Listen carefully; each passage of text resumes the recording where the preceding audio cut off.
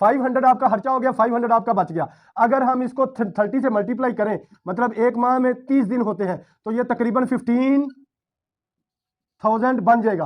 15,000 रुपया जो आपका साइड पे चला गया, 15,000 रुपया आपका साइड पे बचत में आ गया, और 15,000 जो आपने घर में खा लिया है।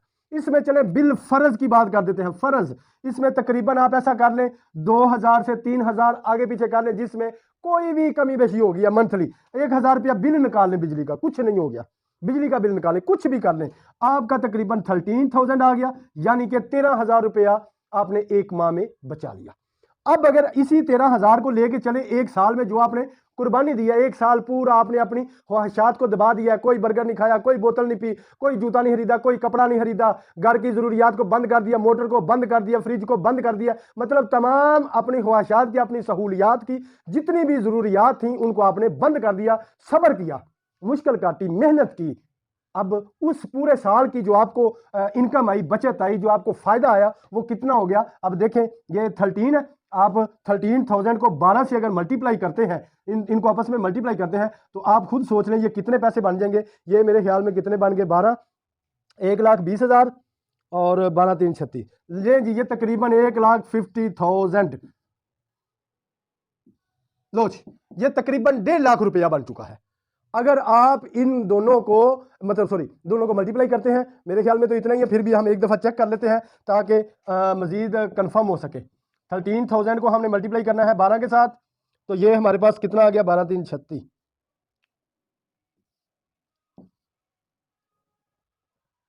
बिल्कुल जी, 65,000। ठीक है जी, ये 65 यानी कि 1,56,000 रुपया आपके पास इकट्ठा हो गया। अब जरा आपने पहला स्टेप लेना है, यहां से आपका पहला स्टेप स्टार्ट है। कौन सा पहला स्टेप? ये तकरीबन आपके पास यानी कि 1.5 लाख रुपया आ गया। अब आपने अपना खुद सोचना है दिमाग, यहां पे आपका दिमाग खर्च होगा। पहले आपकी मेहनत थी, पहला साल ख्वाहिशात को कंट्रोल और मेहनत, और अब इससे आगे जो आएगा वो क्या आएगा कि आपने अपने दिमाग के साथ मेहनत करनी है, दिमाग की मेहनत। पहले आपकी हैंडवर्क थी, अब आपकी माइंडली वर्क, आपका माइंडली वर्क आ गया। पहले आपने जितनी मेहनत की वो हैंडवर्क थी, लेकिन अब जो वर्क आएगा वो आएगा माइंडली। कैसे आएगा? आप खुद सोचेंगे, अपनी एबिलिटी, अपनी हसूसियात, अपने अंदर के इंसान को देखेंगे कि मैं कर क्या सकता हूं। कोई बंदा चांद गाड़ी चला सकता है, रिक्शा चला सकता है, ऑटो रिक्शा चला सकता है। कोई बंदा मोटरसाइकिल की रिपेयर एंड मेंटेनेंस चला सकता है। कोई बंदा ऑटो, ये जो मोटरसाइकिल के स्पेयर पार्ट्स है उनकी शॉप डाल सकता है। कोई बंदा करियाना मिर्चेंट का कर सकता है। कोई बंदा फल की, सब्जी की कोई शॉप डाल सकता है। मतलब हर एक की अपनी अपनी पर्सनैलिटी होगी। आप 5 से 10 दिन तक किसी भी वर्क जो आपके दिल में अच्छा लगे, जो आपके दिमाग में अच्छा लगे, आप उसकी तरफ जाओ। 5 दिन 10 दिन जाके शॉप के बिल्कुल सामने बैठ के ऐसे करके आराम से बैठ के भी देखते रहोगे ना, तो आपको पता चल जाएगा ये शॉप कैसे चल सकती है, इसमें जमा क्या हो रहा है, इसमें नफी क्या हो रहा है, इसमें बेहतरी क्या है, इसमें नुकसान क्या है, इसका रेंट कितना होगा, हम इससे मजदूर को कितना दे सकते हैं, खुद कितना कमा सकते हैं। यानी कि आप जो बिजनेस लाइक करोगे ना, जो काम आपको अच्छा लगेगा, आप 10 दिन की मेहनत उस बिजनेस की तरफ कर दो।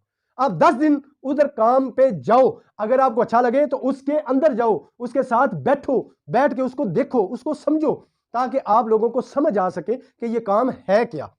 अगर उसके शागिर्द पर जाओ, आपकी मर्जी है, 5 से 10 दिन तक आप उस वर्क को देखो। आपको रिक्शा चलाना नहीं आता, किसी रिक्शे वाले के साथ बैठ जाओ।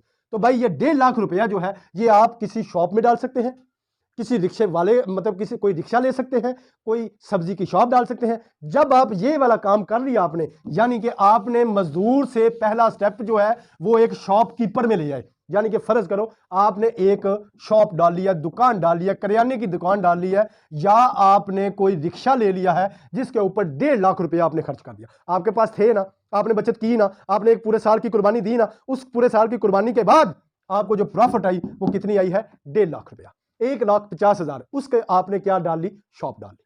अब इसी शॉप को लेके आपने चलना है, जरा अपने अपने गली मोहल्ले देख लें, अपने अपने बाजार देख लें। आप खुद कहते हैं यार इन्होंने ना पहले एक दुकान पाई सी, छोटी जी दुकान पाई सी इन्हों दे अबू ने, ते ਉਹ ਇਹਨਾਂ ਦੇ ਦਾਦਾ ਅਬੂ ਨੇ ਨਾ एक छोटी सी दुकान पाई सी, ਤੇ ਅੱਜ ਵੀ ਇਹਨਾਂ ਦੀ ਕਿੱਡੀ ਵੱਡੀ मार्केट बन गई है। वे किड्डी बड़ी। भाई वो कैसे है? ऐसे ही है। दादा अबू ने ऐसे थोड़े से पैसे दिए थे और उसने शॉप का आगाज किया। अब शॉप जो है वो आहिस्ता आहिस्ता बढ़ती गई।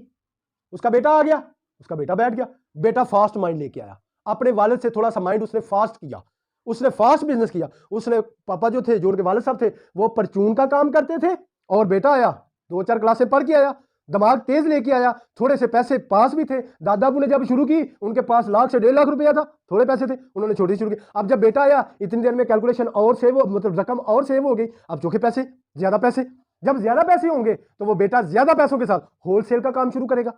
अब होलसेल में और बढ़ गया कारोबार, रुपया और आना शुरू हो गया। और जिस वक्त आगे फिर उसका बेटा आएगा उसी फील्ड में, तो उसने क्या सोचा, उसने कहा नहीं यार इसमें प्रॉफिट बहुत ज्यादा, मैं इस तरह करता हूं, ये जो पॉप्स है ना इनकी मैं इंडस्ट्री लगा लेता हूं, इसके मैं एक प्लॉट लगाता हूं, और मैं तो यहां पे पॉप्स लोगों से खरीदने की बजाय मैं तो पॉप्स खुद बनाऊं, मैं तो ये टॉफी जो है ये खुद तैयार करूं, मैं बिस्किट खुद तैयार करूं, हम ये चने वगैरह जो है हम खेत लेते हैं, ठेके पे खेत लेते हैं, उधर चने उगाते हैं।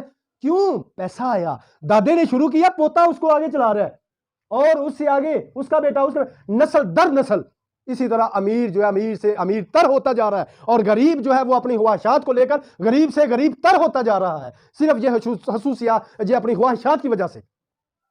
अगर इंसान अपनी ख्वाहिशात पे कंट्रोल कर ले तो कोई भी अमीर गरीब को गरीब नहीं कर सकता, कोई भी गरीब अमीर को देख के मजीद गरीब नहीं हो सकता। ये सिर्फ हमारी ख्वाहिशात है।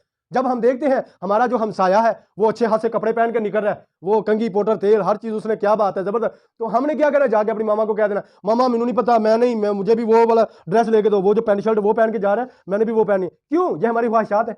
और वालदा में इतनी हिम्मत नहीं है, वालदा में इतनी हिम्मत नहीं है वो अपने बच्चे को कंट्रोल कर सके ना। बेटा वो ऐसा कर सकता है, उसके घर में है, हम नहीं कर सकते। वालदा ने उसी वक्त जाना, जाके पापा को पकड़ लेना है, उसके पापा को पकड़ लेना है, हाँ भाई मेरे बेटे को ये चाहिए, दो उसे। अब वालिद बेचारा क्या करेगा, मजबूर हो जाएगा, इधर बेगम के हाथों, उधर बच्चे के हाथों, उधर अपनी गरीबी के हाथों। अब चारों तरफ गरीब फंस गया। अब बिल्लाहर तंग आके उसने कहीं ना कहीं से इंतजाम किया, उसकी ख्वाहिशात को पूरा किया, तो गरीब ही रहा ना। अमीर गरीब को गरीब कर रहा है। अमीर जो है, अगर आप लोग अमीरों की कॉपी करोगे तो बेटा आप कभी भी कभी भी कभी भी अपने अमीर बनने के सपने या अपने खुशहाली के दिन आप नहीं देख सकोगे। अपनी ख्वाहिशात पे कंट्रोल करो। अपनी ख्वाहिशात पे जिस दिन आपने कंट्रोल कर लिया, समझो आपने कामयाबी का पहला स्टेप चल लिया जी। तो बेटा हम बात कर रहे थे, आपने एक इसी कानून के मुताबिक आपने एक शॉप डाली, जिस शॉप में आपने कितना इन्वेस्ट